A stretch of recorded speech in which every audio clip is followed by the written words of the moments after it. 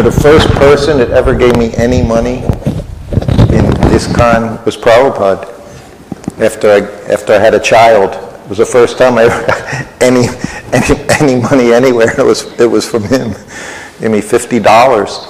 That was like $500. Literally, it was $500 now. $50. Yeah. Okay, let us begin. Let us begin. Let us pray. Jai. Namo Vishnupadaya Krishna Prastaya Bhutale Srimati Bhaktivedanta Swamini Tinamane Namaste Saraswate Deve Gauravani Pracharani Nirvisesha Sanyavari Paschacha Desatarani. Hare. Do you need an introduction? Do I need an introduction? Do you want an introduction? I had one yesterday, I guess. Oh, you did? Okay. We need an execution. Okay, you want introducing? We need an execution. Crucifixion. I need lots. So do we want to branch off into something? Do we want to start? I know Mahatma would like to go. I would think it would be valuable to continue where we left off yesterday, because you listed one or two things that were displacing your Prabhupada. That were? Deviation from Siddhartha. What else did you Yeah, that was the one. I mean, the ones with his disciple where he became, that was like a special category. That with him, I had never seen. But anyone, if the philosophy had become threatened, that was the greatest. That was a serious. You would see Prabhupada seriously upset. Like I said, Nrsingadev, you didn't want to be. I couldn't imagine being on the other side of that situation. Lisa was ostracized also. He was very angry. When people were speaking ill of him. Yeah. Humiliated Mahamani. In other words, Prabhupada was never so upset if someone fell away or say fell down due to sensuousness. No.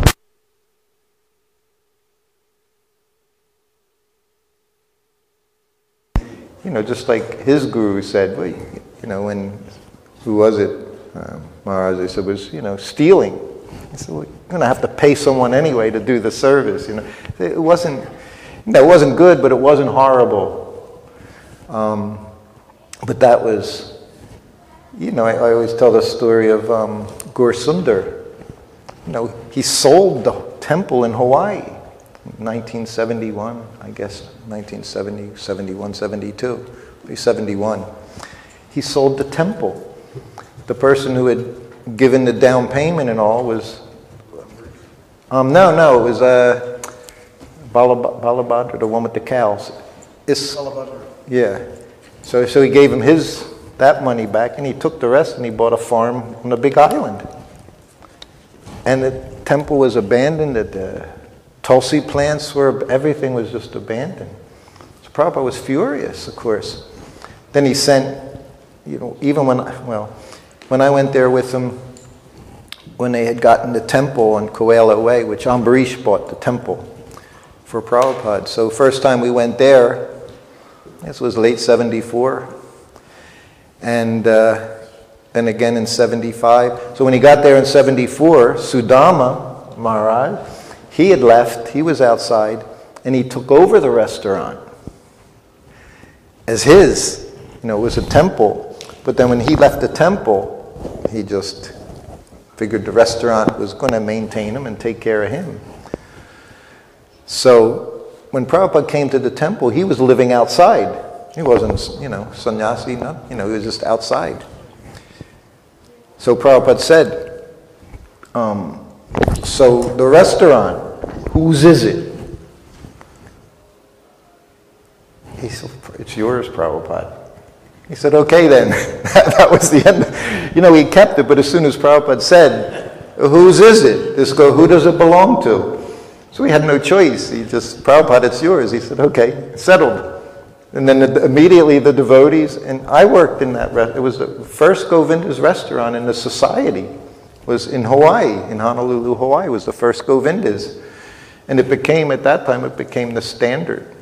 And that's why when I was in Hawaii, and I was, this is also, it was always very interesting because when I left Prabhupada, I told you, 1975, I said I wanted to stay in Hawaii, so that's what I did. And I was managing the restaurant, myself and Gaur Govinda, my godbrother. He would have the morning shift, I would have the evening shift, and then we would switch.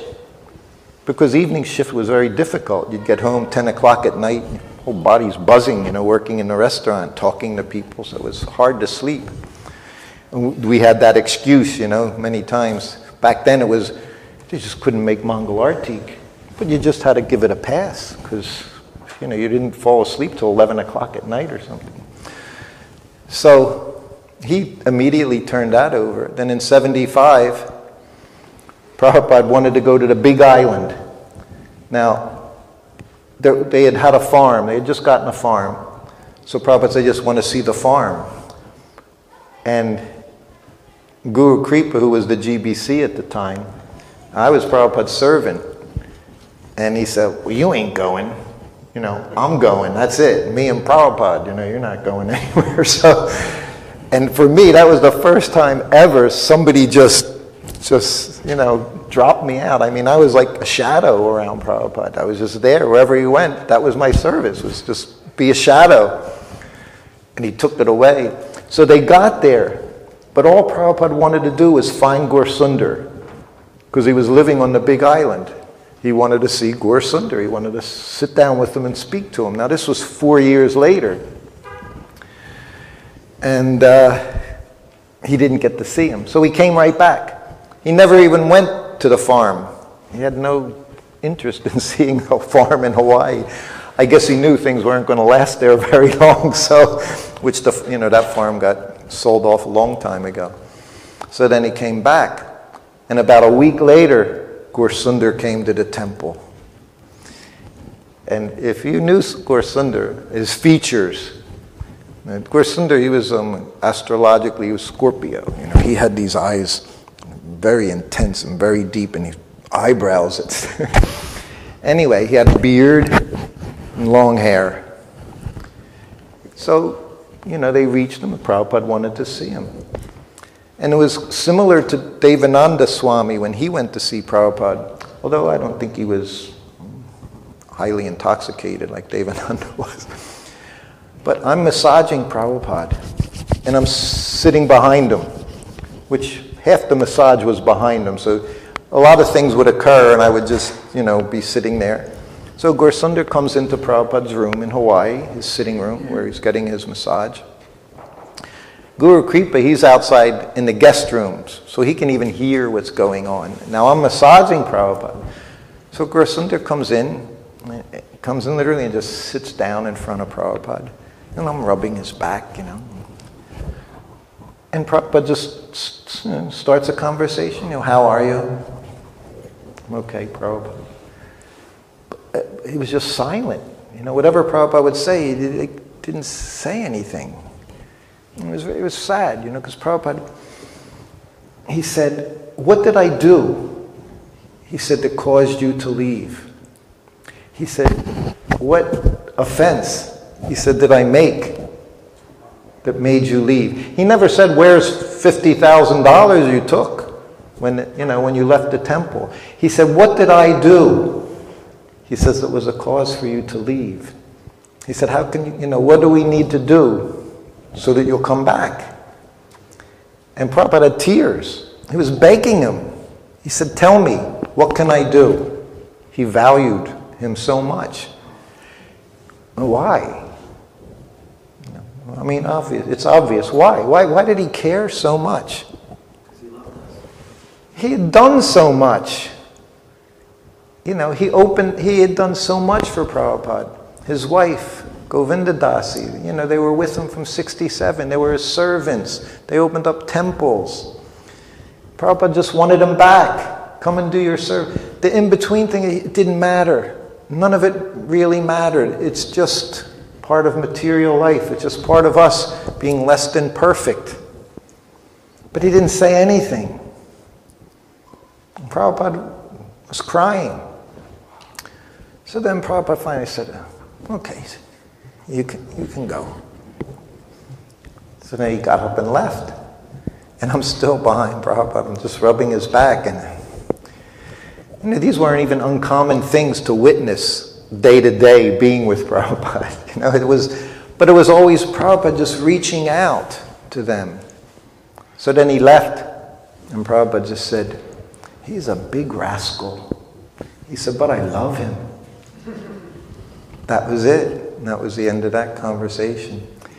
In 1977, in September 1977, when I was there for 2 weeks. At that time, I was temple president of Hawaii, which didn't mean, which I thought meant something. And that I had to race back to the temple after 2 weeks was, like we said, we have our regrets and all. I have so many regrets. Guilt? Oh, I'm loaded with guilt, Mahatma. I got so much guilt for my service. So anyway, but again, I see Prabhupada loves me. And I don't say that proudly. I say it so that you can understand the extent of Prabhupada's love. Like he's saying, to get stuck in these things that we did, that's Maya. That's not Krishna helping you, feeling, like you said, filled with so much guilt. You won't even pick up a bead bag. I never went to a workshop, but over the years, so many people would tell me they don't chant rounds because they can't finish their rounds. And I say, well, chant 2 rounds, chant 4 rounds. Just do something so you recognize. But, what was I saying? So, anyway, that was Prabhupada's mood always. Another one, another devotee who went away, sannyasi. This was 1976, 55th Street Temple. On the ground floor, they had restaurant. And my wife at that time, Amekala, she was helping in the restaurant. She was living there at that time for some months, and she was helping in the restaurant. So one of the people that would come to the restaurant, his name was Rishi Kumar. He was a Swami, one of Prabhupada's personal servants. And then he gave him sannyas, and then he disappeared. And the devotees wouldn't speak to him. The one thing he was still attached to was prasadam. This is the secret weapon. Even we fall down. He wasn't following any principles. He was offensive. This is why devotees wouldn't talk to him. But Amekala, she talked to him because she had a kind heart. So he would come, he would eat prasadam, and he would go. And he would complain. He would say, I could have been a rock star. He said, but I gave my youth to Prabhupada. My whole youth, he said, I always wanted to be big. He was a musician, expert musician. He said, I could have been somebody. But I gave all of that to Prabhupada, he said. And now, so he would complain. And he was, wasn't even a vegetarian. So devotees avoided him like the plague, except for her, because she was, she wasn't judgmental. And she figured he was a devotee. Deep down, he was a devotee. So he comes one day, and they're all out front of the temple one afternoon, doing a kirtan. So he walks up right to Amekala. He said, what's going on, She said, Prabhupada's coming. He went out. He said, well, I'm here to eat. That was it, And she's like, her heart's like beating, because if Prabhupada comes and he's here and he's offensive, this is going to turn into really ugly, this could get bad, And the others were all thinking like that. And of course, by providence, the car pulls up with Prabhupada in it, right when he's right there at the curb. Big accident, right? It was an accident. It was providence. So everybody's jumping up and down. He's standing there. And Prabhupada gets out of the car. And as soon as he gets out, he's being directed by Tamal Krishna Maharaj and what's the other one? Adi Keshava Swami. They're trying to direct him into the temple away from this nonsense rascal, you know. And Prabhupada sees him. As soon as he gets out of the car, he sees him. He recognizes him, long hair and beard. It didn't stop any. He knew who it was. Prabhupada walked right up to him. He said, will you cook for me while I'm here? And there was Prabhupada. He doesn't follow any principles. He's just trying to, you know, you don't want that. You know, he's offensive. Will you cook for me while I'm here? Yes, Prabhupada, I'll cook for you. Then Prabhupada walked further along, another 10 feet, and he's right in front of Taitreyi. And he says, so we have the gift shop here. You should run the gift shop very expertly. Yes, Prabhupada. Then he just walked into the temple. This was after the chicken? I don't know where the chickens were at this time. Gora. But I'm sure Prabhupada understood. That's a whole other thing. Anyway, and who got to help him cook? A Mekala. The only person that ever talked to him is now cooking for Prabhupada. Because he asked him to cook because that's what he did. He cooked for Prabhupada. And maybe some of you don't know it, latecomers, but this is actually our philosophy. That when someone falls down, there's only one thing you can do. You get back up and try to engage in some service. That's the only thing any of us can do. So whenever anyone fell down, Prabhupada just tried to grab them and bring them back up. Grab them by their sika, grab them by their ponytail, and just get them engaged in service again. And it will cure everything. Not that we look at somebody and say, you're not qualified to step into this temple. I've seen temples in India in particular. Anyone can come off of the street. Nagababas, with just a little kopin on, smeared with ashes. We'll let anyone in. But they ban devotees for falling down, sometimes 3 years, 5 years, from kirtan, from seeing the deities. This was not Prabhupada's program. You got to grab that person and throw them right into that ocean of Krishna consciousness. This was the process. Not that we take advantage of the situation, that we can feel good. Now I know I'm better than him. I always knew it, but now I really know it. No, this was never. In Mayapur, we talk of Mayapur, the Lotus Building. When that Lotus Building was done, or nearly done, it was the only building for, kilometers. And every sound that happened in that building, you could hear it in any other part of the building. For some reason, it was just like this vacuum, it was like a sound studio. Everything just bounced off the walls and the doors. Prabhupada was always yelling about slamming doors and the shutters. Slam. He'd get very angry. Because literally your heart skips a beat, it's dangerous. It's actually dangerous.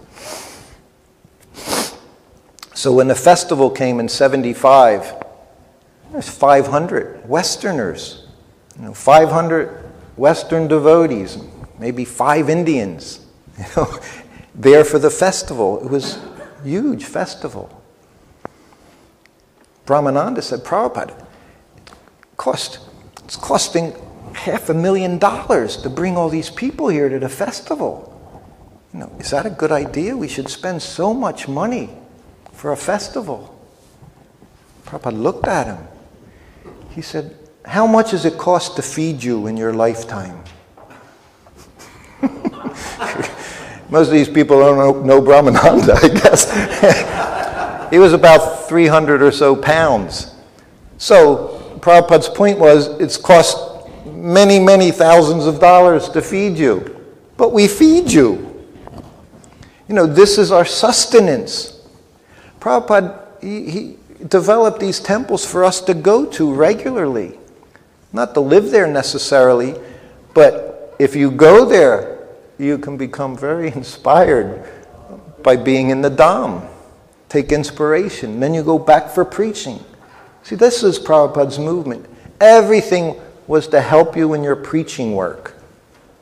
Everything was tailored so that we could preach. So that the festivals were as well. So now Prabhupada's in his sitting room. He has his, if you know the building, the Lotus building, you go up the stairs, which is in the center. And I guess there's 4 rooms on each side. And then there's bathrooms at the end. So Prabhupada had a sitting room and his bedroom.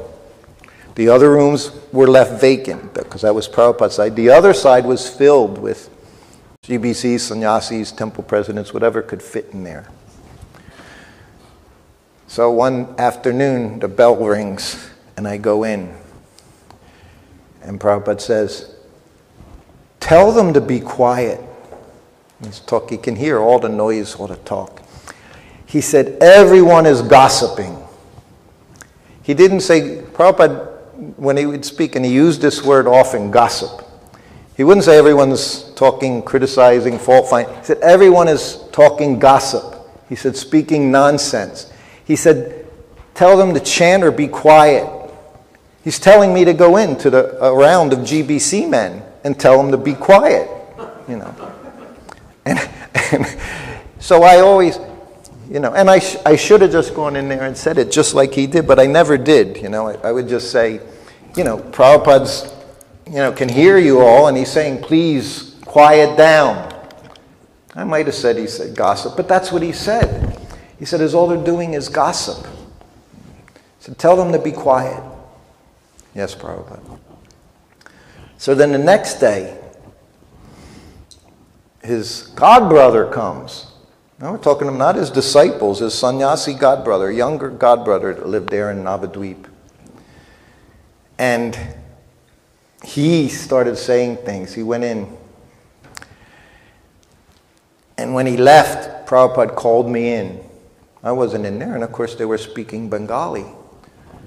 And he called me in, and he said, when Maharaj comes, he said, I don't want to see him.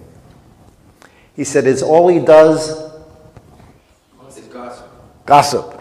All he does is gossip. He says, simply talk nonsense. He tells me his disciples are doing this thing and that thing.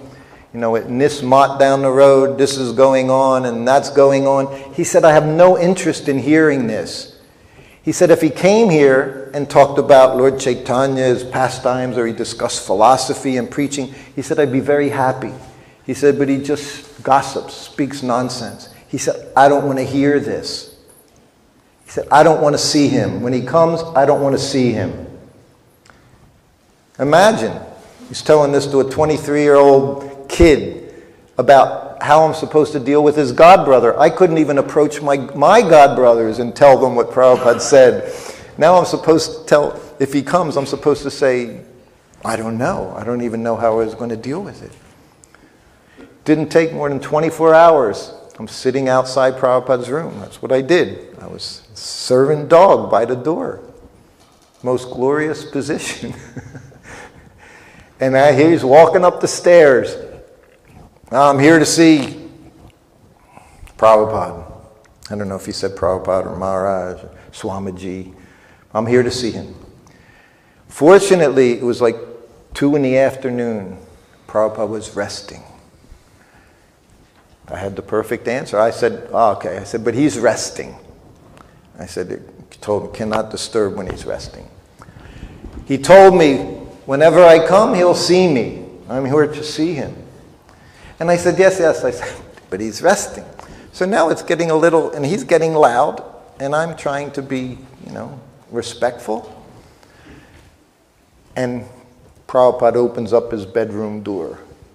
He hears, he can hear. Prabhupada's never sleeping. You know, I don't think he ever really slept. If you read Shama Sundar's book, you'll see the same. You know, he can open his eyes up at any time and say, you know, what's going on here? I would massage him at night. Sometimes I'd fall asleep massaging him. Sometimes I'd start squeezing harder, trying to wake him up. But he just, and you just massaged until he went, okay, whenever it was. That was it. That was serving. That's serving. You don't, he told me that. You massage me until I tell you to stop, not until you tell you to stop. He had the funniest way of saying things. Everything he said was just so wonderful, you know. I said massage. He said, it's passive wrestling. You do all the work, I get all the benefit. I didn't say it, but I thought, that ain't true, Prabhupada. I'm getting lots of benefit here, touching your lotus feet every day, every night. No one was allowed, but I was. And I was so greedy that when I would massage his feet at night, they were pink. They were definitely pinkish, very soft, very pinkish and cooling. So if I saw his eyes were closed, put my head right on its feet. Because you can never get enough mercy.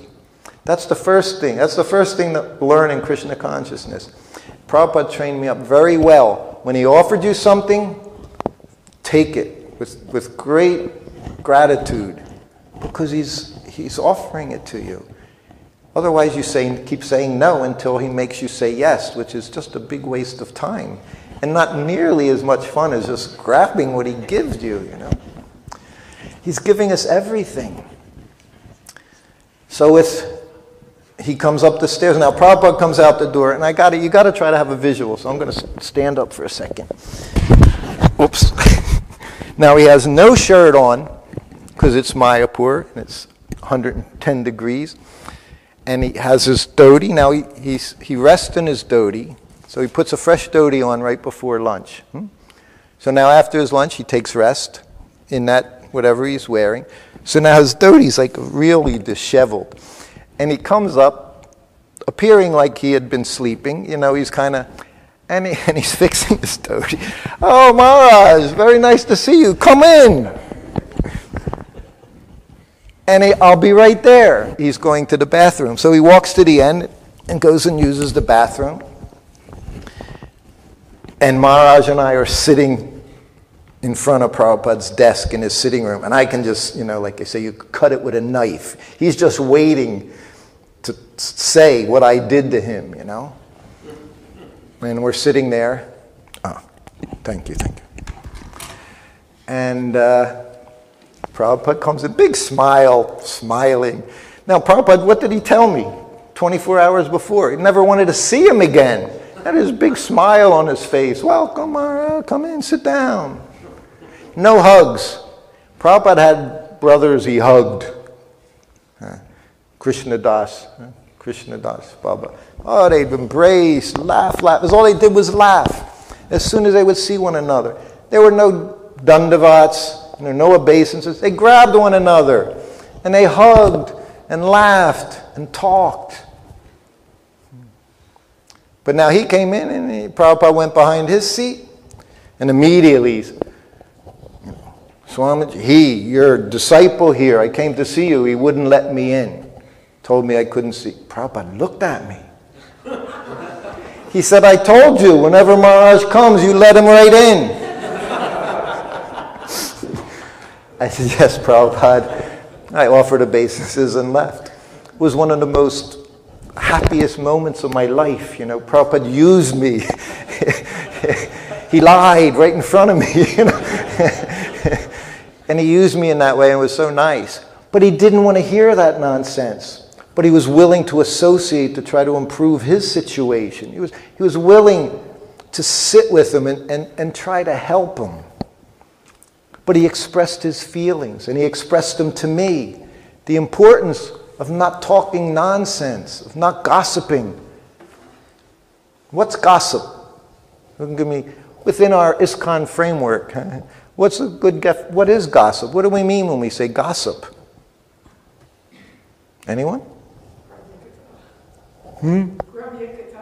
Yes, but what does that mean? What is it? Nonsense. Without reference to devotional service. Monday. George Harrison wrote a song about gossip. It's called The Devil's Radio. Because all it does, it's all negative. It just brings you down. Criticizing. It's all we talk about nowadays is fault finding in devotees. The danger of it. And Prabhupada would also express it. And he didn't engage in it. Like I was saying yesterday, it's one thing.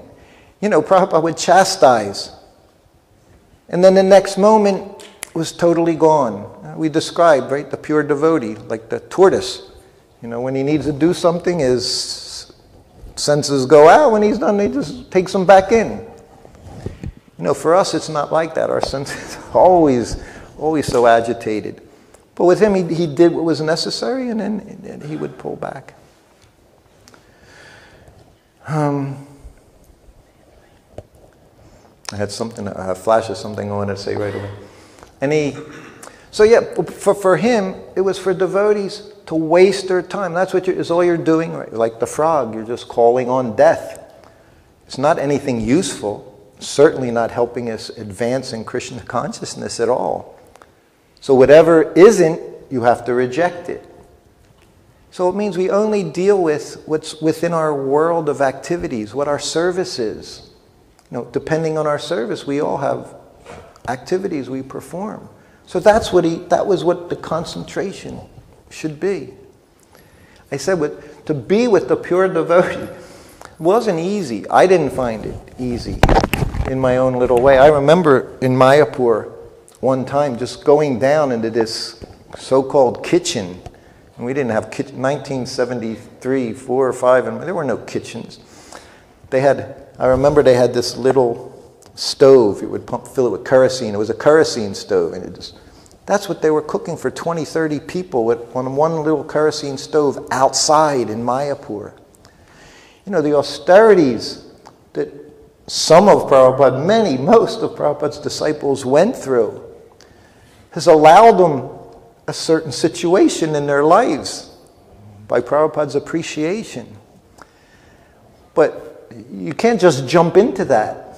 Of course, saying the Krishna Das and Lakshmina, these devotees, original devotees, and there were about 12 of them, I guess, that came early. You can just see all of them somehow, they're all connected to Prabhupada and Krishna. Look at Shyama Sundar coming out with all these books at this time, just filled with Prabhupada. It's all he ever thinks about. I sat with him in New York at the Rath Yatra. He had his book table there. It was so nice just to be with him again. He's 10 years older than I am. Imagine, when I was 21, he was 31. That was for me, he was like a father figure. They were, all of them, all of these people, I had such respect for them. I never palled around with them. I was just this little person over in the side. And they understood that too. I kept out of everything as much as possible because I just saw the qualifications that they had. I was with Prabhupada in Mayapur when he went to see Sridhar Maharaj, his godbrother, which was a wonderful experience. Prabhupada went over there because he wasn't feeling well. He was bedridden. He had his bed outside. At least he had one bed outside on the balcony, on the veranda. When it was nice out, it had clay cups under each leg, filled with water so the bugs don't crawl up under the bed. Simple things they would do in India. In Calcutta, Prabhupada's sister would bring him Kesi Das sweets. Kesi Das, that was like prasadam. You could just buy it and eat it. It was bona fide because Prabhupada would distribute it. His sister would bring it. So he always had a plate in his room. Sandesh, rasgulla, rasmalai, cashew, kaju, what do they call? Kaju, Kaju burfi. Yes, yeah, kaju burfi. Anyway, everything, one thing was better than the next. Chocolate sandesh. So I went in the room one day, and Prabhupada's sitting at his desk, and there were ants all over them. So I saw an opportunity. I thought, these aren't distributable, but I can certainly deal with it, So I said, Prabhupada, ants all over these sweets, should I remove them? He looked at me, Prabhupada, it was like dealing with a 3-year-old. I was so obvious, he looked at me, he said, don't worry. He said, they don't eat very much. Then he said, just go into the kitchen. He said, get a thali and a katuri. He said, put water in the thali and turn the katuri upside down in the center, and you put the box on top of that. He said, gone, no more ants. In Mayapur, when he would eat his lunch, Prabhupada would face the wall. He had a choki, we would call like that, but it was that high. And he would sit on a straw mat every day. Every temple, every room, he sat on a straw mat on the floor when he had his lunch. There are exceptions.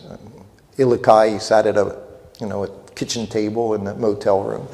But that's what he did every day. He sat, he faced the wall, and he ate alone. Again, sometimes he went out, and sometimes he would allow a devotee or two.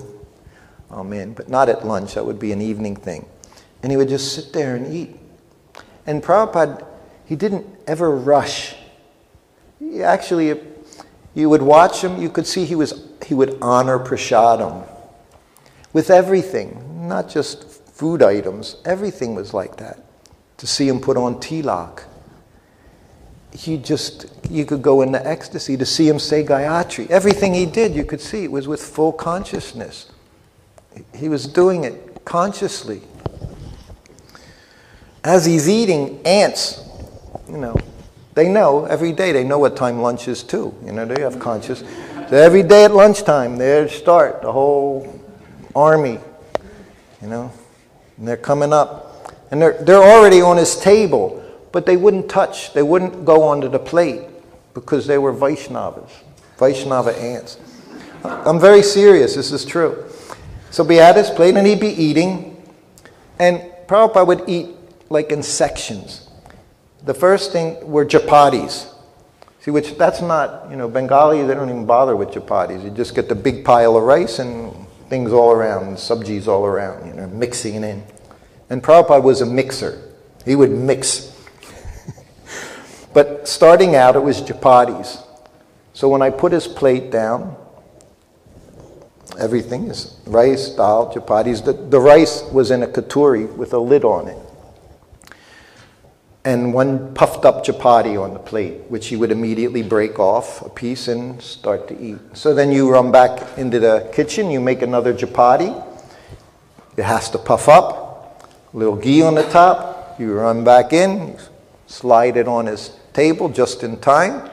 You offer obeisances and you keep doing it until he goes, okay. Might be 4 to 6 times, maybe 7. Prabhupada was... And the ants, so when he was done with chapatis and vegetables and dal, then it was the rice, then he would open up that. So he actually moved to a certain section of the plate. So now the ants already started eating the other section that he was doing. But he never told me, figure something out, I don't want these ants here every day, he just ate. And then at the end, what did he eat? A sweet. Prabhupada had dairy and sugar at every meal. When I was with him, 3 meals a day included dairy and white sugar, usually in the form of sandesh or rasgulla or in hot milk, dahi, like that. So now he's off the plate and he's eating his sweets. So now the whole plate's, it's just covered in ants. Imagine there's sweets on the table. They haven't even tried to go to them because they know they're Prabhupada's. And my goal was to get to there before they attacked the sweets, because that was hard to deal with. Most of the things you bang the plate and then after a couple minutes you keep doing it until, and Prabhupada also said, you just show you how to get rid of them. But they were never a disturbance. In New Dwarka, he rang the bell one after. New Dwarka was such a special place. We arrived there one day, and we'd walk in, I would have Prabhupada's white bag, I would have his suitcase. So immediately I was very busy. And Prabhupada would just put his hand in his bead bag, start walking around his room. And he was looking out the window towards Venice Boulevard. And he goes, so Srutakirti Maharaj, how do you like it here in New Dwarka? I was a grahasta when he said it, he called me. It's very much Prabhupada. He knew I really liked New Dwarka was the best because there were dozens of people that wanted to do anything for Prabhupada. Anything. Wash his clothes, cook. They were just eager to help. So it was an easy place to be. But, yeah. Any questions or comments? Anything about this gossip, criticism that you don't understand, that's not clear enough? Prabhupada didn't. And they said when someone would come in and criticize, so what can you do?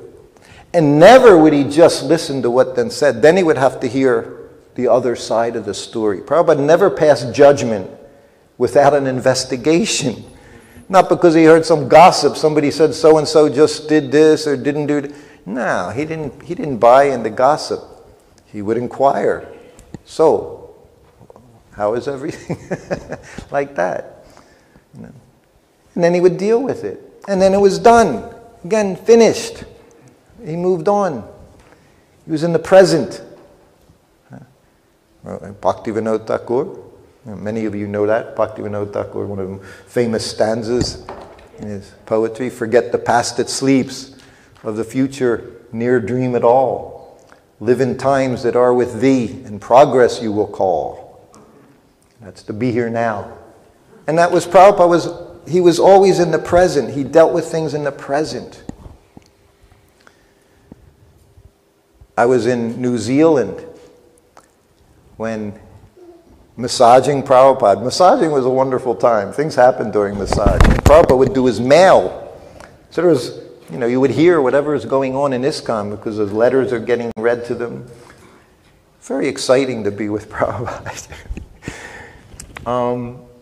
So I'm massaging Prabhupada's back again. And who came to the door? Tushta Krishna. Krishna and Siddha were there in New Zealand at that time. Prabhupada was training him up. He spent a lot of time with Siddha. He encouraged Siddha to spend time with him because he knew what he was going to do in the future. He knew what his future was. And that one thing he wanted him to do was to present Krishna consciousness properly. He didn't care if he was going to have a zillion disciples. Fine, do anything. You just have to present the philosophy. Now again, it goes back to the same thing, Mahatma Prabhu. The one thing that was so bothering the Prabhupada was if you tried to change what he had given us. Otherwise. So now, he comes to the door. Tushta says, Prabhupada, and Bali Murdan's on the phone. In Juhu, he's in Juhu, wants to talk to you. And Prabhupada said to me, you go, find out what's going on. So I get on the phone for a brief minute, and I come back to the door, and Prabhupada's just looking, a phone call. Prabhupada got a phone call. It better be really, really important, because spending any money on a phone call was not something he wanted to happen. So now he's looking at me, and I'm at the door. And I had only been with Prabhupada at this time for 3 months. And I'd been in a temple for a year and a half. So I came to the door and I looked at Prabhupada, and I knew a little bit of what was going on, but I didn't know a lot. And I said, Prabhupada, Mr. Nair has died. Mr. Nair was the man who sold Prabhupada the Juhu property and then immediately tried to do legal maneuvers to get it back. It was something he did before. So he took it, he took the down payment. Anyway, he was dealing with the wrong person. He didn't get a sucker. He was going to get suckered punched himself now. But now he's dead. So I say, Prabhupada, Mr. Nair died. And Prabhupada, thank you, Krishna. No, he went like this. Thank you, Krishna. And I'm thinking, geez, Prabhupada's happy somebody died. I was like, whoa. So now I go sit back down, and then Prabhupada started to speak. He said he was such a demon, he said. He said he caused so many difficulties. And he never said he caused me difficulties. He said he caused so many difficulties for the deities and for the devotees. He never took it on himself For Prabhupada, he was just doing his service all the time. There's no question of difficulties. He would say that, right? There are no obstacles. There are no difficulties. Do your service, whatever's in front of you. Just do something for Krishna. That was his... It's right there, wherever you are. Find some service and do it. That was Prabhupada's mood. But now he's saying he created so many difficulties. He said, when we got that property, he said, and that's why, he said, immediately, he said, we put Radharasa Bahari on there. See, that's the first thing you do in India. You get a property, you put the temple on. You put a temple on, try to get that property back. It's very difficult once Krishna gets onto the property. But all around, that's what they do. They put the temple there. So he said, but we put the temple there, and he said, I told their lordships that please, this is not a nice, he said, but someday we'll build a very beautiful temple. So that was it. Prabhupada said there was no question that that wasn't going to happen. He said, even my disciples, they were saying, just let it go, we can get another property. But Prabhupada said, no. He said, once the deities were there, he said, I was not going to let him take it back. That was Prabhupada's mood. He said it was not going to happen. He said it was such a demon. And he said, the last time I saw him, he said in Juhu, he said when he walked in, he was limping. He said, and I thought, he's going to die. Krishna is going to kill him. He said, and now I see Krishna has killed him. And then I said, well, now I was into it. I said, so Prabhupada, I said, if he was a big demon, I said, does that mean he was liberated? Prabhupada laughed. He said, no. He said he wasn't liberated. He said he wasn't that big of a demon. So Prabhupada really cursed this man. And then, of course, we have the letter from Prabhupada to Tushta Krishna, who was... In that letter, he was saying how Siddha was a pure devotee, but he didn't recognize others. And Prabhupada said, all Samasundar, Siddha Swarup, all pure devotees, he said. Anyone serving sincerely is pure. And he said, all my devotees, he said, all my disciples, they'll go back home, there'll be ISKCON in the spiritual world. And you have to think about that, because if you're having problems within ISKCON, you better straighten it out, because you're going to have to deal with it back in the spiritual world. Because Prabhupada said, ISKCON will be there. He said, and everyone will be there except Mr. Nair. So this man is going to go some very serious suffering for a very, very long time. So you have to be very, very, this is why I said you have to be very careful in dealing with the pure devotee. You don't want to cross pure devotee. That was the tale of Mr. Nair. Yeah. But whenever Prabhupada spoke with him, he spoke with him like there was no screaming and yelling between the two. They discussed things. You know, Prabhupada he always dealt properly. He didn't go, and of course ultimately he got that Juhu property, which is, now they have the heaven on earth there, right? That huge marble facility with some, 50 rooms, a restaurant. It's like twice this size, and an underground parking area. The place is just, there's more money going into that temple than any temple in ISKCON. It just goes on. And Prabhupada knew where to be. Imagine the foresight. He bought that land. It was a fishing village filled with mosquitoes were as big as the rats, and the rats were as big as cats. You know? That's what the place... And the devotees were living in that situation for a long time, getting malaria, dysentery constantly for Prabhupada. And Prabhupada knew how they were suffering. And all he could give them was himself. But what else would you want? And they were willing to do it, to see him for maybe 1 week every 6 months. He might come by. And they'd spend the rest of the 6 months sick, working, always constantly doing whatever needed to be done. You know, this was the society Prabhupada built based on love and trust. Just do anything for him at any time if he asked, more than he asked. They just wanted to serve him because there was no one else worthy to do anything for. Who else would you want to work for in this life? So they were very happy to serve. And Prabhupada gave them so much of himself. He gave so much. Any questions, comments so far? Prabhu? Yes. So, in the situations where devotees get banned or whatever, this happens all over the place. A certain sannyasi gets banned from this place, that place. Certain guru gets banned from this place, that place. A certain devotee gets banned because they did something.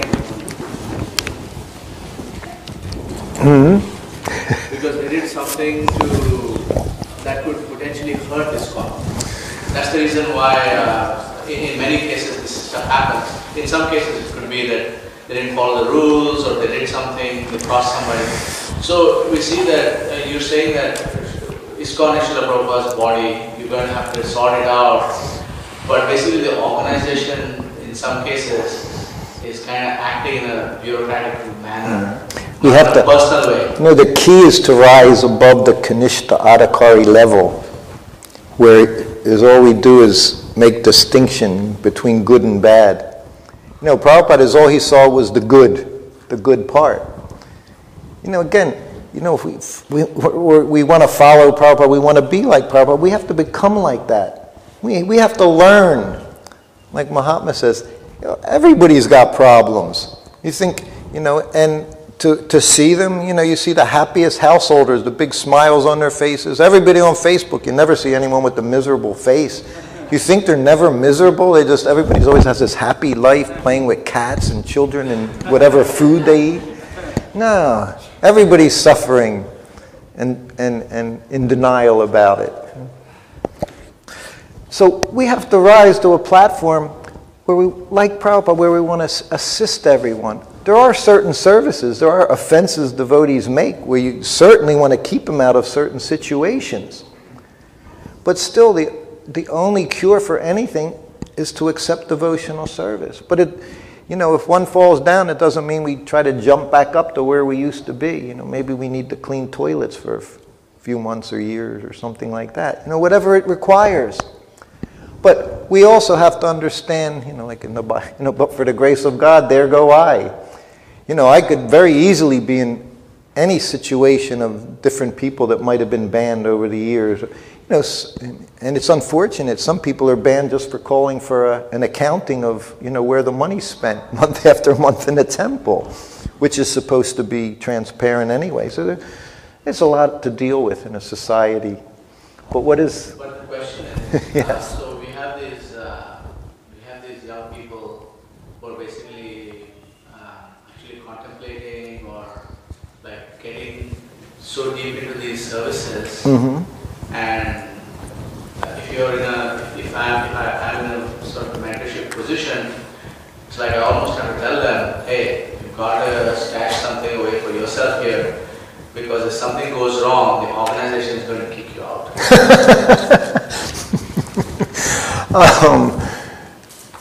I don't know. I've never been kicked out. Well, I've had restricted services at times, which I've accepted, not necessarily graciously, but I always have.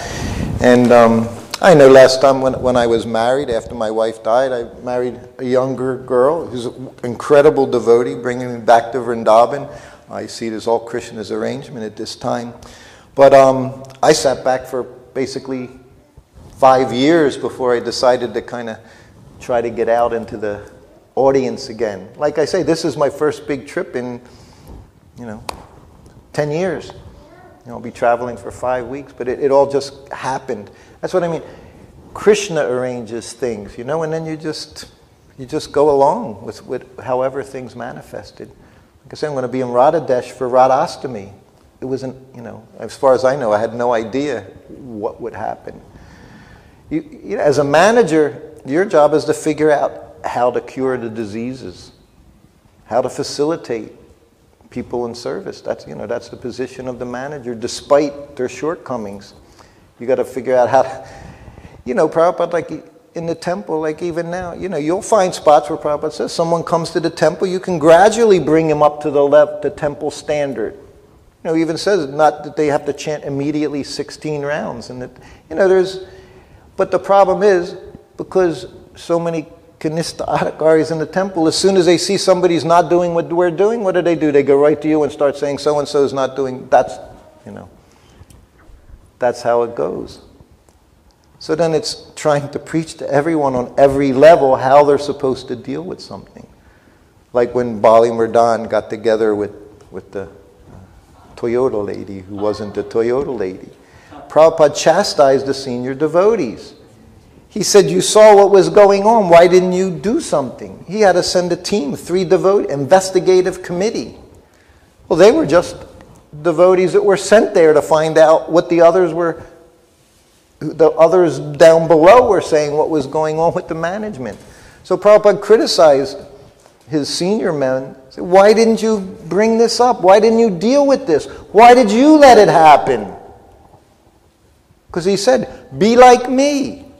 Like he said to me, take a stand. You've got to deal with things. It's not a question of criticism. It's a question of saving Prabhupada's society every day by doing what's right. But the best way to do it, of course, is to set the example, not just to be chastising everybody and then, you run off to your apartment. You go in 9 in the morning. We've had those kind of presidents too, 9 to 5 presidents. And that's not Prabhupada's program. You've got to show. Back in the 70s, the leaders didn't go to Mangalartik. Prabhupada said, you may be very advanced and don't need to go, but you have to set the example for others. Just because you're advanced doesn't mean you can sit in your room and everybody else is doing. No, you have to show them. Prabhupada was there every day giving class. Obviously, if anyone didn't need to do that, had so much to do, Prabhupada could have been the one that said, I'm translating. Yeah, I've got all of you. You can give class. No, he needed to do it on so many levels to set the example. Not just to educate us with philosophy. He was showing us, do as I'm doing.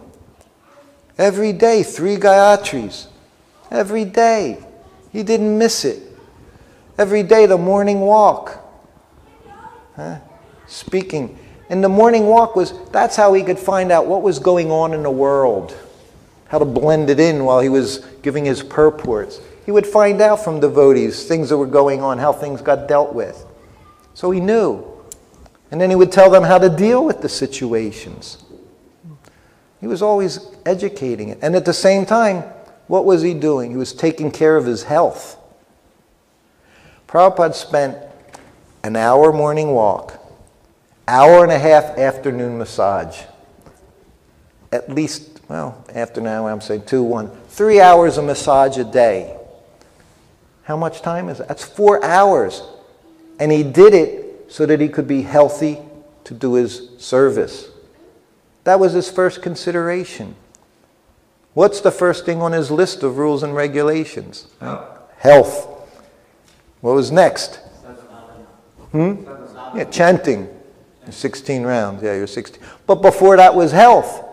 Because if you're lying in bed sick, you can't chant, Of course, Prabhupada said you can chant. That's what he said when you're in the hospital. Chant all day. You're really fortunate. You don't even have to do anything else but chant. But he spent so much time to be healthy so he could instruct us, so he could save all of us. That's how... He wasn't trying to leave. He was always trying to stay. There are heart attacks and strokes. And he overheard a drunken doctor talking to Brahmananda, saying, your leader, he spends too much time praying. He should spend more time exercising. Prabhupada heard it. That's when he started his morning walk. He took advice from a drunken doctor. And he thought, this is Krishna's telling me. Step it up, do this. And he walked. It wasn't a stroll through a park. It was a fast walk. What do they call it? Like a speed walking, Prabhupada walked fast. And then he would stop fast.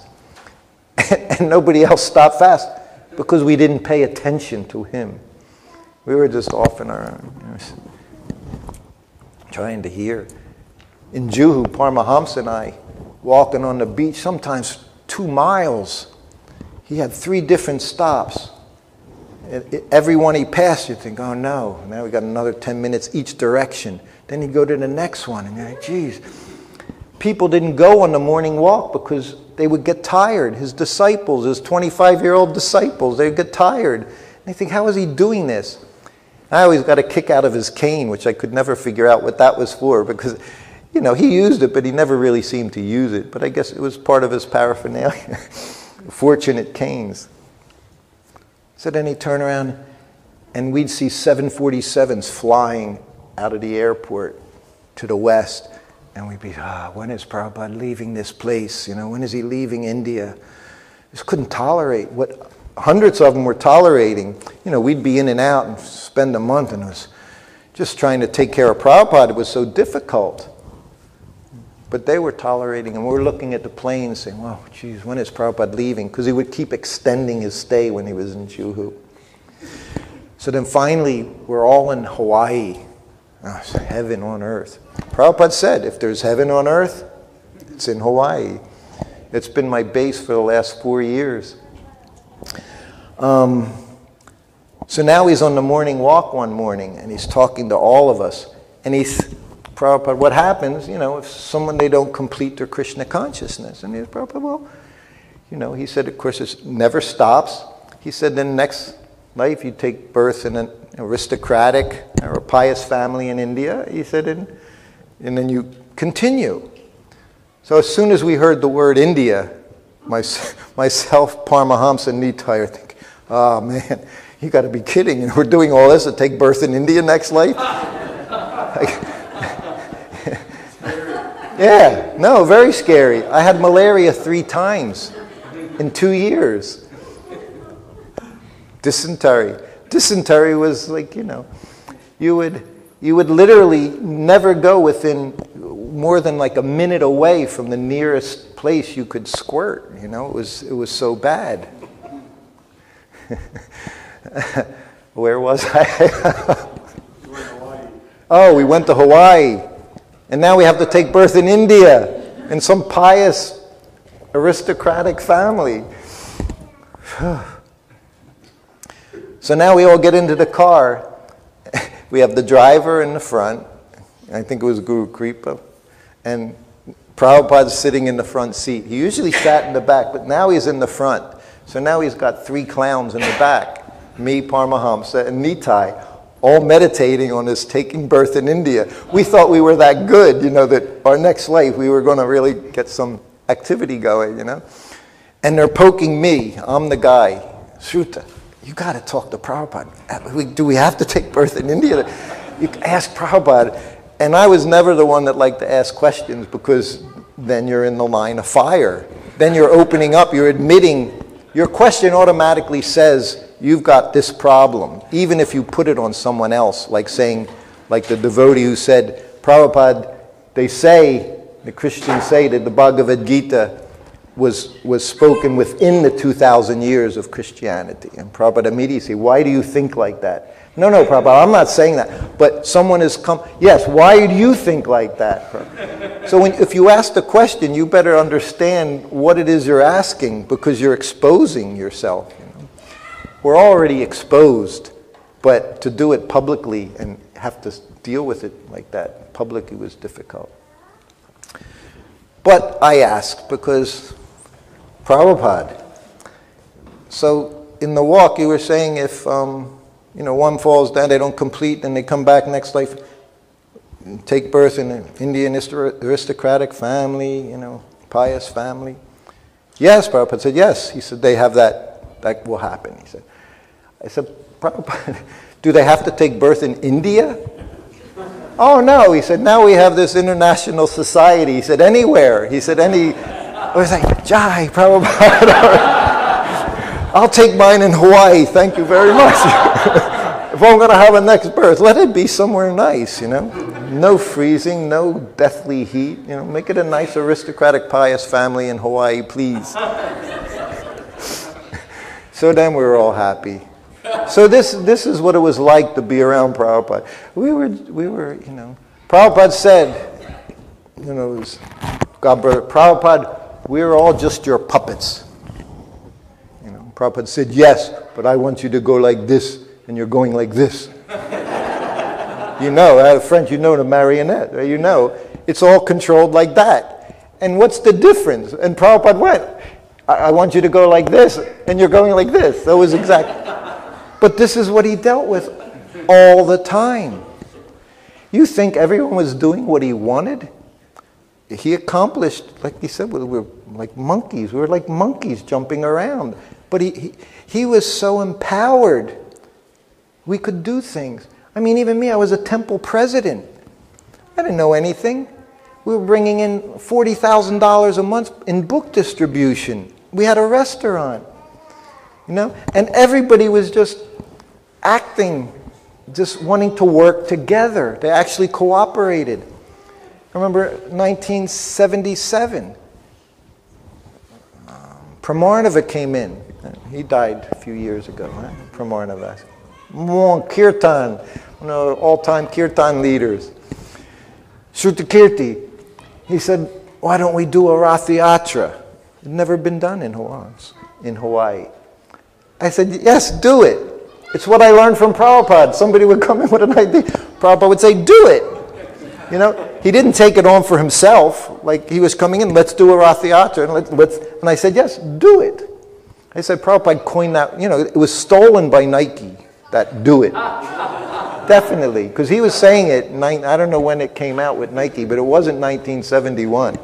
No, Prabhupada, anyone came in, he always cut it short. There was no talking about how you were going to go about it, and this will be, and we'll do this, we'll accomplish it. Do it. Less talk, more action. That was Prabhupada. He was all about action, not talking. GBC meetings, 1973. What, they had 3 days, morning, afternoon session, couple hours each time, to discuss preaching activities.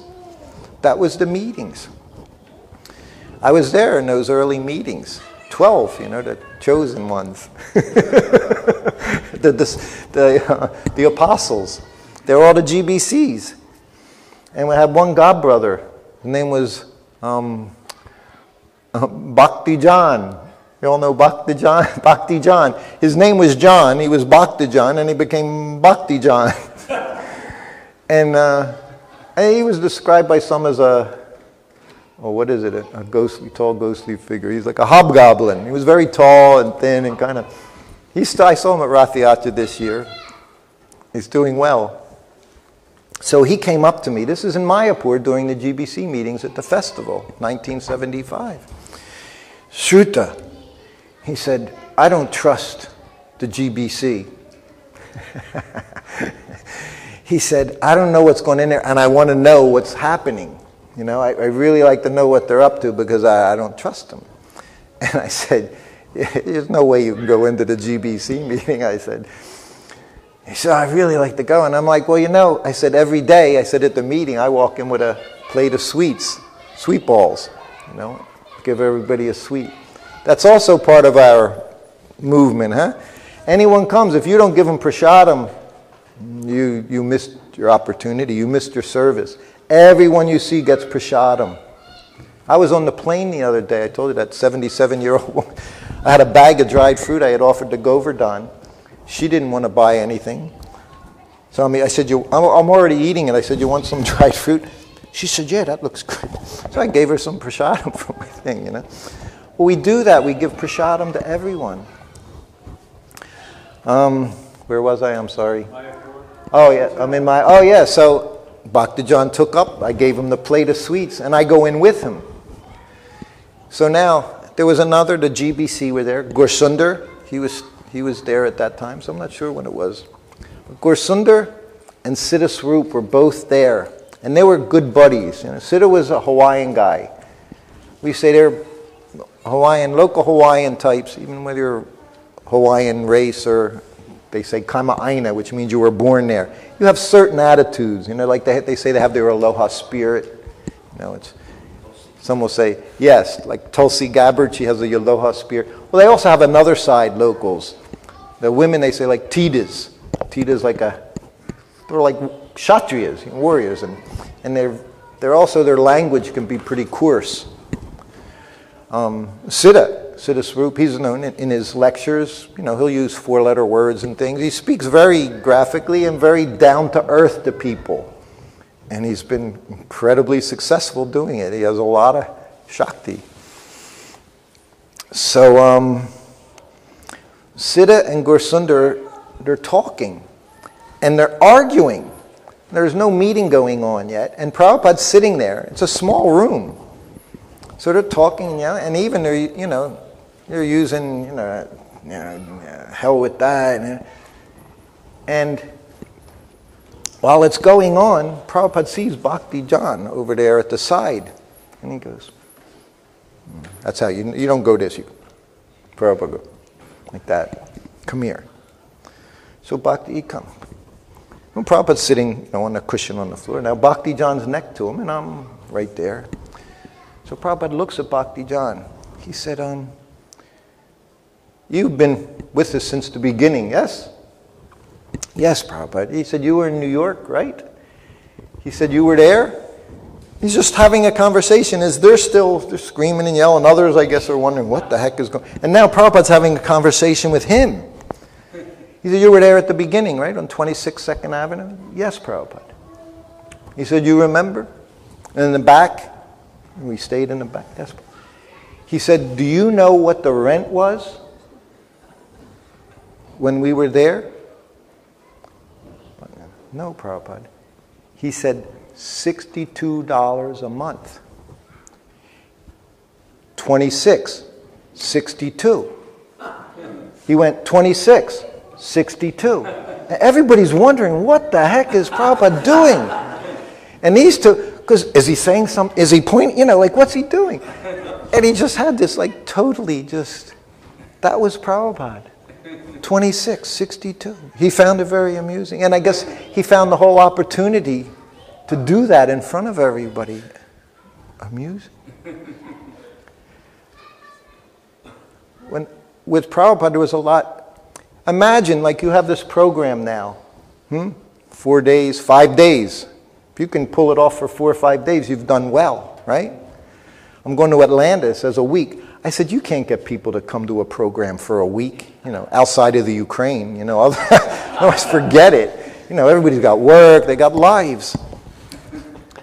Again, I forgot where I'm at. You go to Atlanta. Yeah, anyway, it doesn't matter.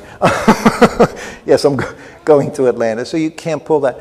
But now I traveled with him 2.5 years of festivals. Try to pull that off and not be Krishna conscious, fully Krishna. Having to go to a festival. Every day was a festival with Prabhupada. Every class, everyone was in ecstasy.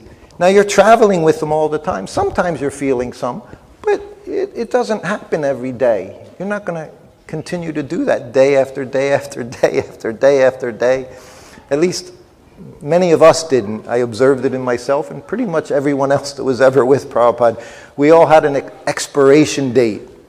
When you were gone, you just left somehow or other. Why? Because he was pure and we weren't. I say the hot iron rod, unless that fire is in Krishna consciousness. I said in Mayapur, I told you, I went down in the kitchen one day. I found some maida flour, white flour.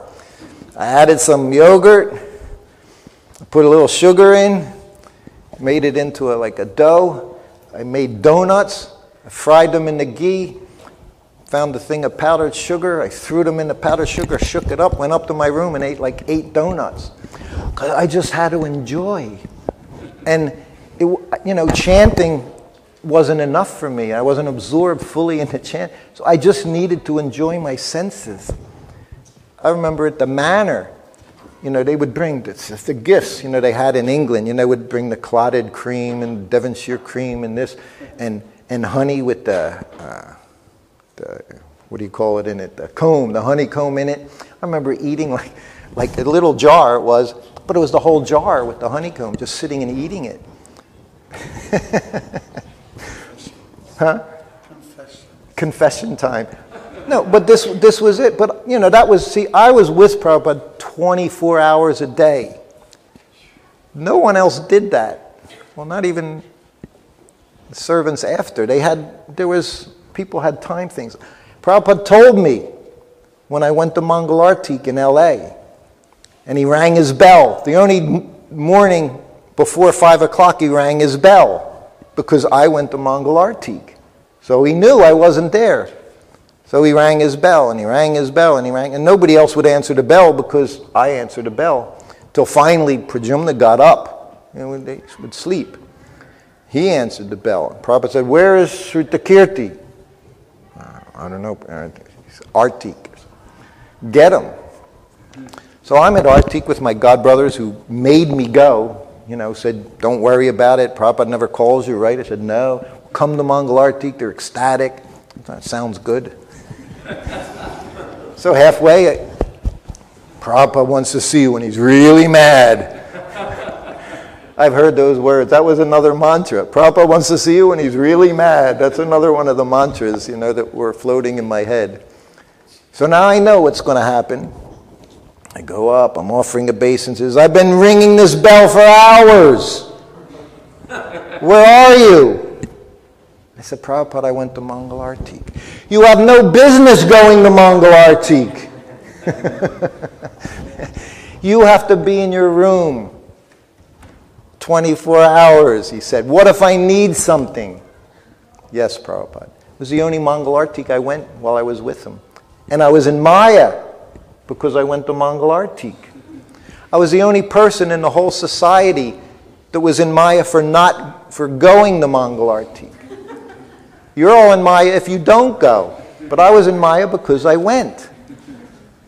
So the first thing you need to know is what your service is, and then you carry it out. It's not a function, it's not a ritual. You don't do it because other people talk about you if you're doing that. You just know what your service is and you carry it out. So that was difficult for me. One time Prabhupada called me in his room. I was sleeping in the afternoon. When I first became his servant, he brought me into the room. It was the second day I was with him. After lunch, he rang the bell. First thing he said was, "I'm going to call you Sruto." He said, "Srutakirti is too long." He said, "I'll call you Sruto." He called me Sruto for the next 8 hours, and that was it. He never called me Sruto again. But that's what he said to me the first day. He was just taking away all my tension and anxiety, all my stress of being with him. He was showing me what a sweet, he didn't have to, everything he did was just so wonderful. I just found it. So he said that, and then he looks at me, he says, "Do you take a nap after lunch?" And I said, "No, Prabhupada, that was Maya. No one took a nap, ever, except during Bhagavatam class. You know, that was nap." Oh, you know, japa was also a good time for getting some. But no, we didn't, and I thought he was questioning my service. I take naps. I said, "No, Prabhupada. I was in New Vrindavan. Naps, we were lucky if we got 5 hours at night, you know." I said, "No," and then he looked at me. And I'm sitting right beside him, not in front of the desk. You know, there are two different moods. You either go in front of the desk or you get really intimate and you just sit right next to him. And even though it was just my first couple days, and I guess I didn't know any boundaries, it was convenient. It's where the door was. And he just looked at me. And he said, "I'm an old man." He said, when you're old, you can't sleep too much at any one time. So I take a nap sometimes. And all I could think is, why is he telling me this? Because there was nothing I saw in him that needed correcting. From the very first day, I never imagined. But imagine, he said it to me. This silly little disciple that's been, you know, in the temple for a year, doesn't know anything at all. He's been pushed into your personal service and you're telling him why you take a nap. But this person, he's everything I want to be with. Who is like that? Who has that kind of humility? Huh? to say something like that to his butler. He didn't have to explain anything he did, why he did anything. That's what over the years, people have come up to me, and how many rounds did Prabhupada chant? I said, I don't know. I never asked him. It's not my business to figure it out. I said, I saw him chant rounds, pull down counter beads, but I don't know. Nor did I ever feel the need to ask him such a question. What kind of a question is that? Madhavananda asked him. Yeah. Who? Madhavananda. Mm-hmm. What did he say? Prabhupada, how many rounds do you chant? He said 16 like you. When I was, again, in New Dwarka, I was in the servants' quarters, if you know what the room looks like, and Prabhupada would walk through his quarters and chant on the beads. So this day he got real bad news about Juhu.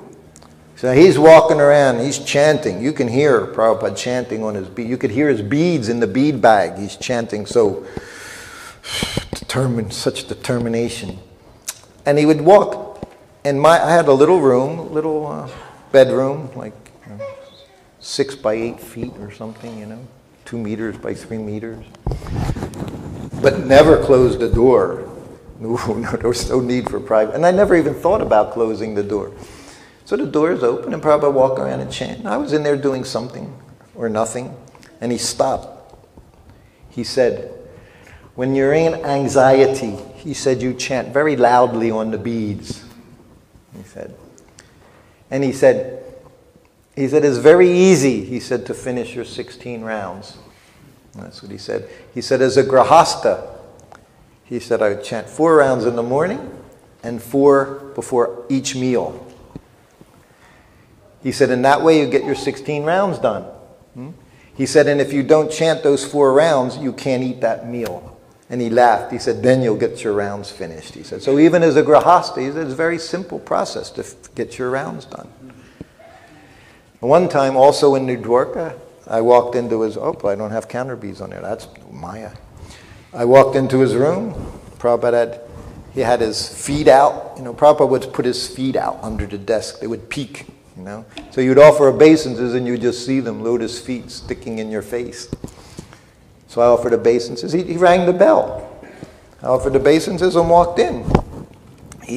I walked in, sat up. He went, there. Now I have finished my 16 rounds. I can do any damn thing I want.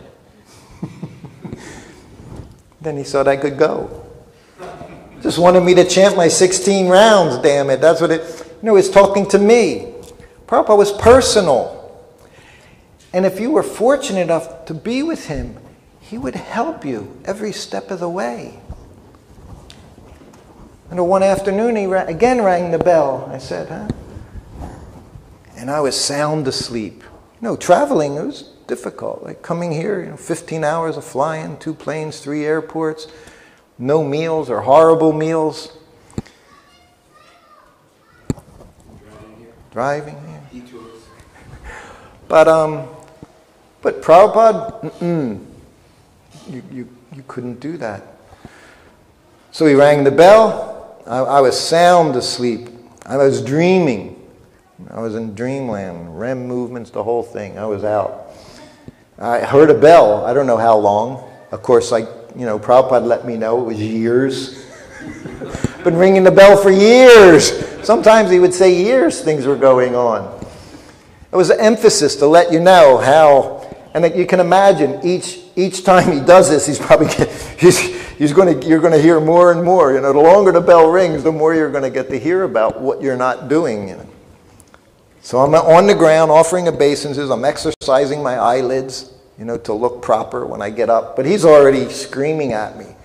Why aren't you chanting your rounds? Oh my God. I wasn't chanting my rounds. I wasn't finishing my 16 rounds. And now imagine, I'm there on the floor. He's, why aren't you chanting your rounds? I was so bewildered and so in the mode of ignorance. Couldn't think of anything to say. And I said the most ridiculous thing. I said, Prabhupada, I'm sitting in my room all day. That was my excuse. was I'm so confined in this room, I can't even get my rounds done. He said I had to stay in that room 24 hours. So now I'm telling him, I'm sitting in my room, but I can't get my rounds done because of the room. I didn't say it's driving, but I said, I'm sitting in my room all day. I can't get them done. Now, if I would say that, not Lakshminath, he was very sweet. But if I might say that to my temple president, he would look at me and say, that's the stupidest thing I ever heard in my life. You have all day long, so you can't finish your rounds. Prabhupada was very, very, very clever. He just looked at me. What are we going to do? He said, I'm sitting in my room all day. He said, and you're sitting in your room all day. He said, every morning you come with me and we go on our morning walk. He said, then we come back and back to our rooms. He said, I'm also doing. I said, Prabhupada, I said, you're Haridas Thakur. I said, you know, so I'm letting him know I'm agitated and sitting there and I can't do it. So again he says, well, what are we going to do? He didn't say, that's the dumbest thing you've ever said. You've got so much time in your room and you're not chanting your rounds. He didn't attack me. He didn't make me feel bad. He immediately said, what can we do? And he said it with a very straight face, with concern. How will we fix it? Because you have to chant your rounds. Call Kurandar. That was, I heard that, always heard that in LA, at least once a day, if not more. Call Kurandar. Kurandar was Prabhupada's, there was Prabhupada, then there was Kurandar, then there was the whole GBC body. But amongst the GBC was Kurandar. You know, Prabhupada, when he walked to his garden one day in LA, we went down the stairs, one concrete step, and then we were on the grass. Prabhupada said to me, you see that step? He said, Kurandar made that step. Kurandar can do anything, he said. So that's who he called, Kurandar. Kurandar, Prabhupada wants to see you. Kurandar, he was a Marine. He was literally, you know, a Marine. And he was like the poster boy, poster man, the poster Kshatriya for Marine. I mean, he looked like a Kshatriya, a Marine. You know, he had a strong, muscular, intense look. Never cracked a smile that I saw. And he was number 2. So we were all learning this. You know, there's no smiling as a devotee. It's very serious business. So we both go upstairs, offer obeisances. Kurandar sits up, I sit up. Yes, Prabhupada. Srutakirti, I'm right, Srutakirti here, he's not getting his rounds done. This is really what I wanted now, is to spend an hour talking about me not chanting with my spiritual master of the whole world. And he's doing this with me. And I'm like totally just filled with anxiety, shame, embarrassment. He's not getting his rounds done. What should we do? Kurandar, right away he has a serious, he's thinking really very seriously. Prabhupada didn't need him. He didn't need him to find out what to do. Prabhupada said, I know what to do. He said, Kurandar, he said, you can get another dictaphone machine? Yes, Prabhupada. Okay. He looks at me. So, Srutakirti, he said, you know how to type, yes? Yes, Prabhupada. Yes. Prabhupada knew I knew how to type, knew how to drive, knew how to cook. He said that to Nanda Kumar to make him feel bad. Because, not Nanda Kumar, Hari Sari, because Hari Sari didn't know how to cook. And he hit something in the car one day. That's when Prabhupada said it. He hit something. Prabhupada said, Srutakirti can drive. I never drove with Prabhupada. But again, he just had to say something, you know, to correct the situation. So you get the dictaphone. He said, Srutakirti, you know how to... Yes, Prabhupada. So he said, Kurandar, he said, you buy the dictaphone machine, you put it in the other sitting room. Prabhupada had his sitting room, and then he had the alternate sitting room. It also had a little coffee table, little same cushions. He would take massage in there if he didn't take it outside, because there was a skylight. He would take the morning sun. So he says, you can get that. He said, and I'll begin translating Chaitanya Charitamrita on that dictaphone machine. And Srutakirti, every day you come in, you can grab the tape and you can do the transcription. Yes? Yes, Prabhupada. He said, that's all right? Yes, Prabhupada. So he said, then you'll have some service that you can do? Yes, Prabhupada. He said, and then you'll get your rounds done. Yes, Prabhupada. I mean, did any of that make sense? But it did, because he accomplished what he wanted to do. It actually worked. Why did it work?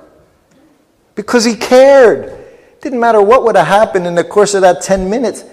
He actually cared. And I would, whenever he did something for me, I would think, why is he? Because I was just his servant. You know, I was seeing book distributors, managers, everybody doing so much stuff. And he would, but then I thought, I was just this person in the corner. And he's spending so much time to try to fix this.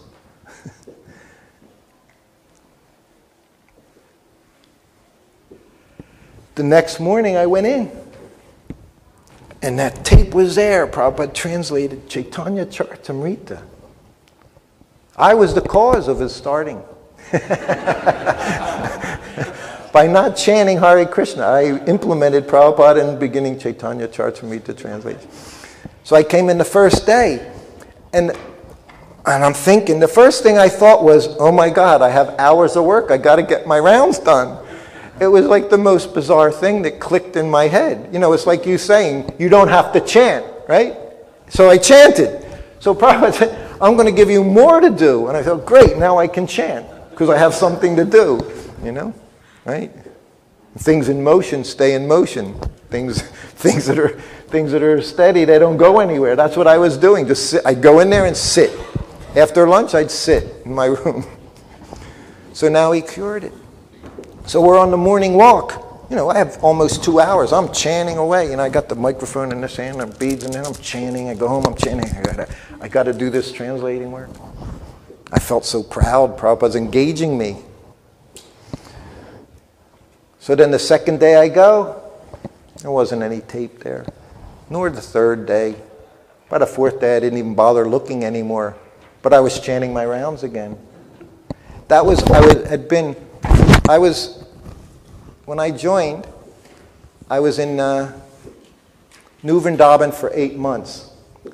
Then I became Prabhupada's servant for 8 months. Then another 8 months after that happened.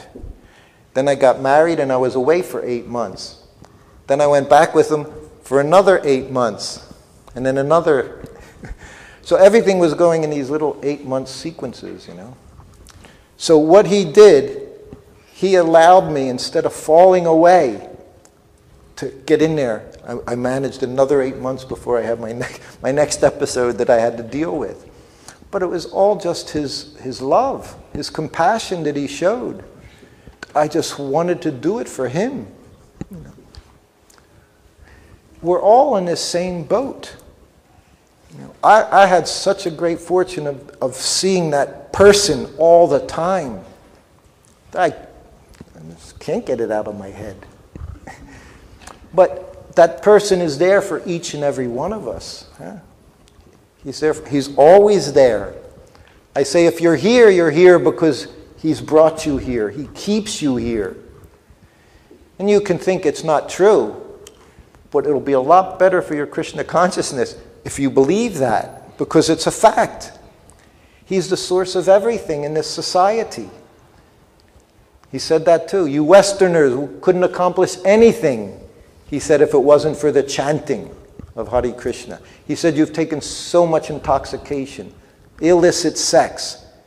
He said, you have no brain, couldn't do anything. He said, but for your chanting. But I always go, no, it was his chanting. I know, even my chanting wasn't, but his chanting, his desire gave us the ability. He facilitated all of us to serve. And he was so kind. I was saying, Prabhupada usually were grahastas, sannyasis and grahastas traveling with him. He never thought, well, like with me, when I was back with him, I was married with a child. It was so funny when I got back with Prabhupada. I had been away for 8 months. She was pregnant when I went back with them. And it was like those 8 months didn't exist. I was cooking, massaging, answering the bell. He never said to me, what happened? How's your wife? How's the baby come? Never mentioned my family at all. And it was fine. I didn't think, gee, why aren't you asking? No. It was just like, you're back. You're back. He was happy. I was happy. Brahmananda was happy. He's the one, he asked me, you want to be Prabhupada's servant? And I was thinking, my choice was to stay in New Vrindavan in what was called a Prabhupada hut, which was a very small room. So my choice was stay there with my pregnant wife or go with him to India and get sick for 6 months. So it wasn't an easy decision for me at the time. But I looked up at the hut. I could see my wife through the wood logs. I could see her in there sitting. And I looked, Prabhupada, I think Brahmananda. I said, sure, I'll come. And that was it. There were no ceremony. Prabhupada didn't say anything, didn't have anything to do with it. But as soon as I was back, doing your service, he was satisfied, and I felt completely satisfied and traveled. First thing we did was go around the world in 2 months. Went to like 15 temples in 2 months. That was the first trip. It was wonderful. Anyway, yeah. So our business is, we're all attached. More than that, we're all addicted. We have to become addicted to Krishna. We can't. We're all addicted to something. Everybody, we're all attached.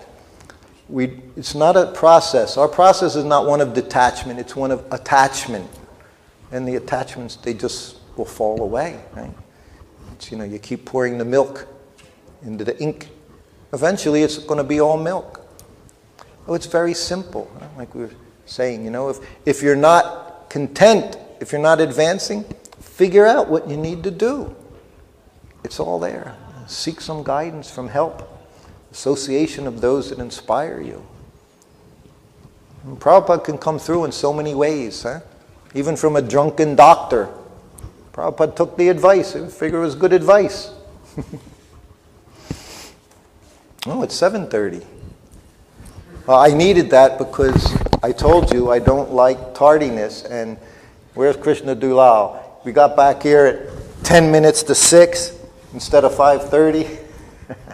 Now, we had a wonderful Harinam. Those of you who know, we had a great time today.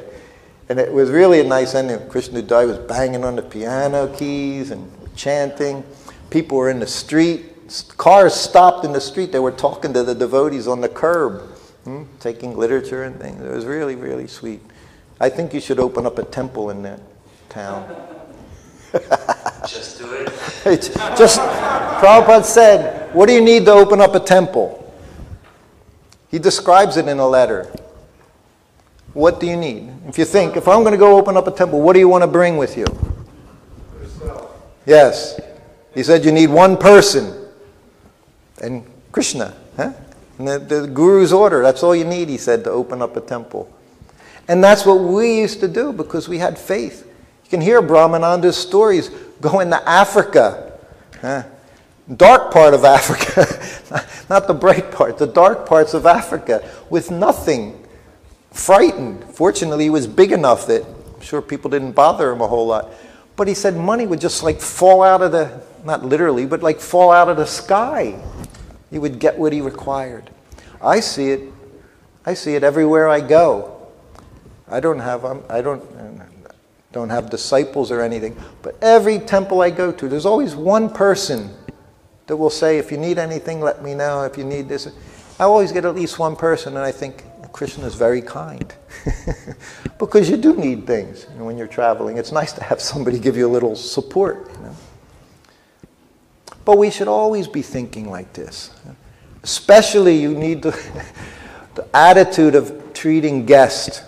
Very important in Vaishnava culture when people come to take very nice care of them. Again, it's what Prabhupada did. When he was lying in bed in 1977, September, me and Madhud Visa came. We traveled from Hawaii. Prabhupada knew how far it was. So after the greetings, he said, have you taken prasadam? He said, did you get the shower? He said, you take rest, take prasadam, and then I'll see you afterwards. He was dying. Dying, he was leaving us. He was lying there. But he didn't think about himself ever. He was always thinking of everyone else. Okay, we'll stop here. Any quick question, comments? No? Guru Prabhu. That was wonderful, as usual. Thank you so much. I know when Narendra Prabhu was in Atlanta with all the Radha Damodar boys, and he was trying to, it seems like he was trying to set up Prabhupada by saying, you know, what pleases you the most? And all the Radha Damodar boys expected. They knew what it was. Books, and Prabhupada said, if you love Krishna. Yeah.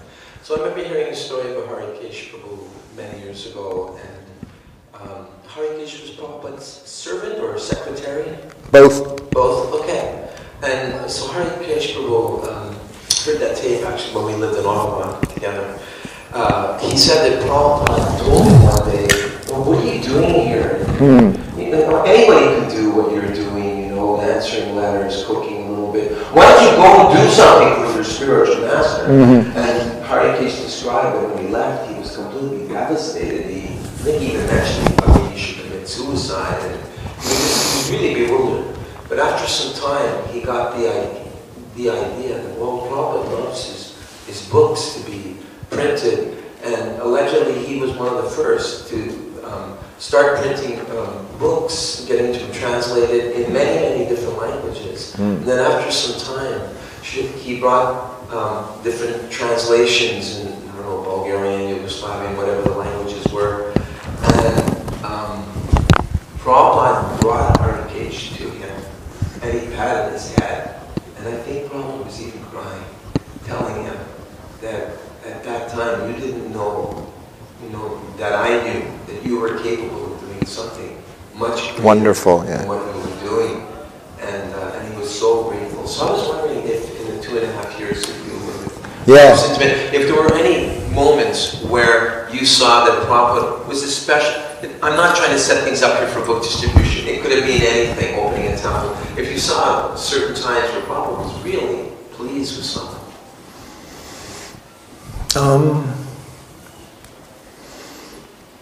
Like that, I actually can't really say I did, no. When we brought Radha, I've told this one, I probably told it here, when we brought Radha and Krishna to Melbourne, Australia, back in '73, Bali Murdan and myself, we carried marble deities. They were, from here to, they were heavy. They weren't that big, but they were beautiful. You can see them, at Melbourne Temple. So we carried the deities from India to bring there for the opening. Prabhupada was going to do the installation and all. So, carried Radharani, Bali Murdan had Krishna. So we had to go on 3 different flights. So every time we get off and on, Prabhupada was sitting by the window. Radharani was standing next to him in the seat. And then I would sit on the other side. So every time we get off, I'd pick her up and go out and we'd sit down. So then we were in Australia now. I guess we were in Sydney and going to head to Melbourne. And I'm sitting right next to Prabhupada. And Radharani's there, Krishna's over. He's there, they're there. And Prabhupada looked at me and he said, Krishna is very pleased with your service. And I was really taken back by it because, I didn't think, I wasn't realizing even what was going on to the degree. But, Prabhupada, imagine he was bringing Radha Krishna to Australia, to Melbourne, Australia. And this was significant. Everything Prabhupada did was so significant. All these temples he established. Everywhere he walked, everywhere he breathed, means something. The results are there. A pure devotee traversing the earth. He didn't just stay there in Vrindavan, go to Dwarka, Mathura. We have holy places. We haven't come to the ability to understand how many holy places there are around the world. Prabhupada put his footprints on. Special places. Oh, anyway, did I answer your question? That's one episode. Yeah, so, I mean, I didn't get a hug from it, but I did. You know, I got a hug by what he said. I felt totally just wonderful. Prabhupada recognized it, and he did. You know, he thought, I guess deities are heavy. You guys are, you know, doing this, but I don't know, maybe Krishna said to him, you know, tell him, you know, it's really nice he's bringing, I don't know why he said it, but he said it, and it was, you know, and then I saw how easy it was to please him. Such a simple thing. You know, what did I do? But he was pleased, and that's all you have to do. Please your spiritual master. Yes, Mahatma Prabhu. Sometimes a devotee will do some service, especially This happens with my disciples, and I'll say thank you because I needed that service and it was important and I genuinely appreciate it. And it's common that they'll reply and say, please don't say thank you, because they feel it's awkward. So I went on Database and typed in thank you, it came up 10,000. So Prabhupada, thank you very much. Thank you very much. Thank you very much. Yes. 10,000, how many? You don't get 10,000 for many words. No, that's a lot of thank yous. Yes. So, yeah, it was definitely appreciative. He would ring the bell sometimes. I would go in the room and he would say, can you give me massage now? And when he would, every time he would do it, you know, it would just stop you because Prabhupada, I'm just sitting here in that room, you know, waiting to do something. But that was, you know, a gentleman. Would you like to open a temple in such and such a place? Oh, when I was with Prabhupada, I told you, at the Manor, when Dhananjaya was going to go to Italy to open up a temple. That was around that same 8 months I was with Prabhupada, you know. And that was when I was eating the honey and making donuts. And that was the 8-month period. I had been, so that was 73, like June. So yeah, I've been around for 2 years. I made it 2 years in brahmachari life before my head just started spinning in unknown places. You know, and I thought, when I joined, I thought this was a piece of cake. You know, being celibate was like whoopee-doo, you know, no problem here. So 2 years later, so now we're at the Manor, and Prabhupada's talking with Dhananjaya. He's going to go to Rome and open up a temple. Now, there's only a few places in the world. Rome's one of them. You know, you got New York, want to open up a temple in New York. London, you know, to have a temple in England, and to have a temple in Rome, the seat of the Catholic Church, you know, that's a big deal.